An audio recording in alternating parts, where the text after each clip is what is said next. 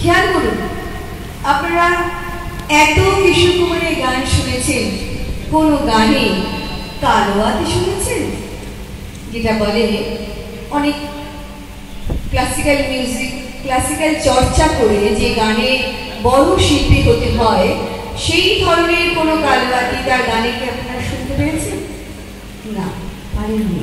আসলে তিনি তো সেই ধারে ঠাসেননি। আমার গুরুজি বলতেন তিনি স্ট্রেট নোট এত নিখুঁত লাগাতে যে কোনো কালোয়াতির দরকার পড়তো না। ঠিক সুরকে ঠিকঠাক সুরে যদি লাগানো যায়, স্বরকে সুরে লাগানো যায়, তাহলেই মন বিমোহিত হয়।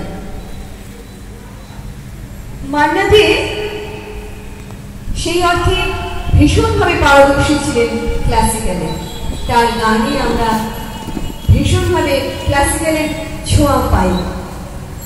একবার মান্না দে এবং কিশোর কুমার একই গানের মধ্যে আছেন। স্বাভাবিকভাবে মান্না দে ভাবছেন এইবার এই ব্যাটাকে কাট করবো আমি, খুব তোর বাড়াবাড়ি, তাই না? ভাবা যেমন তেমনই কাজ। বেশ কালোয়াতি কালোয়াতি কালোয়াতি তিনি করছেন, ভাবছেন এবারে দেখাবেন। কিন্তু